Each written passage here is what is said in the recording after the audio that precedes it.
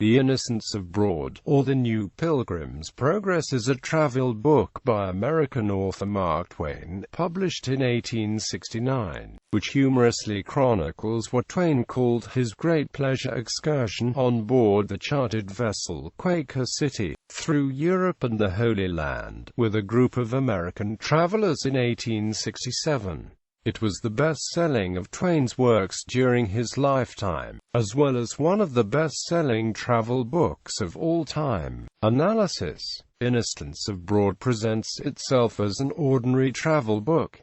It is based on an actual event in a retired Civil War ship. The excursion upon which the book is based was billed as a Holy Land expedition, with numerous stops and side trips along the coast of the Mediterranean Sea, notably, train excursion from Marseille to Paris for the 1867 Paris exhibition during the reign of Napoleon III and the Second French Empire, journey through the Papal States to Rome, side trip through the Black Sea to Odessa, all before the ultimate pilgrimage to the Holy Land. Twain recorded his observations and critiques of the various aspects of culture and society he encountered on the journey, some more serious than others, which gradually turned from witty and comedic to biting and bitter as he drew closer to the Holy Land. Once in the Holy Land proper, his tone shifted again, this time to a combination of light-hearted comedy and irreverence not unlike what he had previously mocked in his traveling companions.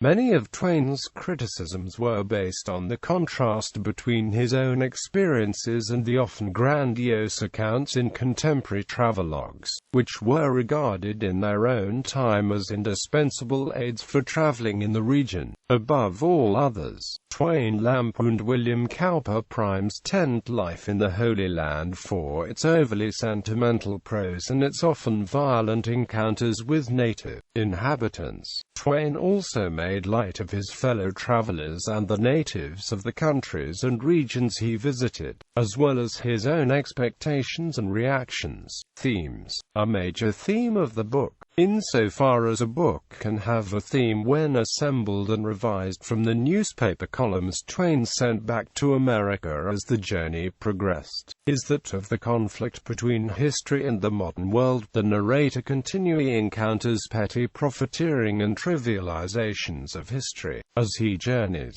as well as a strange emphasis placed on particular past events, and is either outraged, puzzled, or bored by the encounter. One example can be found in the sequence during which the boat has stopped at Gibraltar. On shore, the narrator encounters seemingly dozens of people intent on regaling him and everyone else with a bland and pointless anecdote concerning how a particular hill nearby acquired its name, heedless of the fact that the anecdote is, indeed, bland, pointless, and entirely too repetitive. Another example may be found in the discussion of the story of Abelard and Heloise, where the skeptical American deconstructs the story and comes to the conclusion that far too much fuss has been made about the two lovers. Only when the ship reaches areas of the world that do not exploit for profit to bore passers-by with inexplicable interest in the history, such as the passage dealing with the ship's time at the Canary Islands, is this attitude not found in the text. This reaction to those who profit from the past is found in an equivocal and unsure balance with reverence. In the section of the book that deals with the ship's company's experiences in the Holy Land, the narrator reacts here not only to the exploitation of the past and the unreasoning adherence to old ways,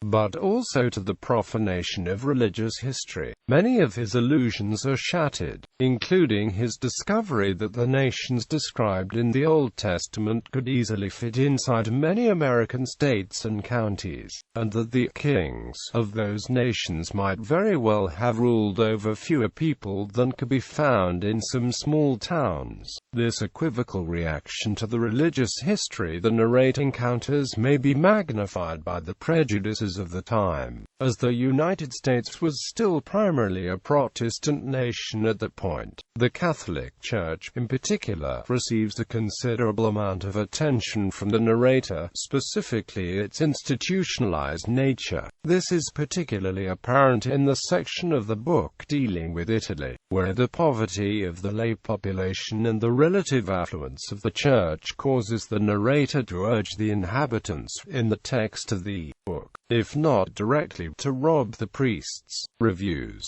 E-text. Virginia. Edu Collection of Contemporary Reviews. Hearst, Robert H. The Making of the Innocents Abroad, 1867–1872, Ph.D. Dis. University of California, Berkeley, 1975. Howells, William Dean. The Innocents Abroad, or The New Pilgrims Progress. The Atlantic Monthly, December 1869. New York Evening Post.